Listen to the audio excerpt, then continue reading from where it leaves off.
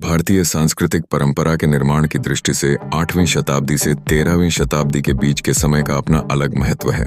इस काल में सभी क्षेत्रों में प्रादेशिकता का जन्म हुआ, चाहे राजनीतिक शक्ति का निर्माण हो, चाहे कला के विकास का मामला हो, भाषा और साहित्य का क्षेत्र हो या धर्म का, प्रत्येक विषय में प्रादेशिकता का रंग मिल गया। समग्र रूप से यह कहा जा सकता है कि महत्वपूर्ण भौतिक परिवर्तनों के कारण आंध्र प्रदेश, असम, बंगाल, गुजरात, कर्नाटक, केरल, महाराष्ट्र, उड़ीसा, राजस्थान, तमिलनाडु आदि क्षेत्र सांस्कृतिक इकाइयों के रूप में उभरे। कृषि और गैर कृषि क्षेत्र में हो रहे परिवर्तनों से सामंती व्यवस्था का सामाजिक आर्थिक आधार निर्मित हो रहा था। इन गतिविधियों से राजनीतिक ढांचा भी अप्रभावित नहीं रहा। इन परिवर्तनों के कारण सांस्कृतिक लोकाचार भी प्रभावित हुआ। 5वीं शताब्दी में विशाखदत्त रचित संस्कृत नाटक मुद्रा राक्षस में विभिन्न प्रदेशों के अलग रीति रिवाजों, पहनावे और भाषा का उल्लेख मिलता है। चीनी तीर्थयात्री ह्वेन त्सांग 7वीं शताब्दी के उत्तरार्ध में भारत आया था। उसने कई उपराष्ट्रीयताओं की चर्चा की है। 8वीं शताब्दी के जैन ग्रंथ कुवलयमाला में मुख्य रूप से पश्चिमी भारत की चर्चा की गई है। इसमें 18 प्रमुख राष्ट्रीयताओं और 16 तरह के लोगों की मानवीय विशेषताओं का उल्लेख किया गया है।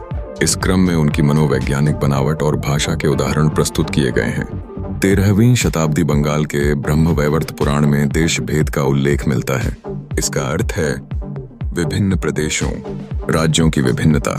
यह गुणकला और वास्तुकला में भी परिलक्षित होता है। विभिन्न क्षेत्रीय परंपराओं का उद्भव हुआ और इस समय के दौरान अलग अलग स्थापत्य शैलियों जैसे कि नागर द्रविड़ और वेसर परिपक्व हुए।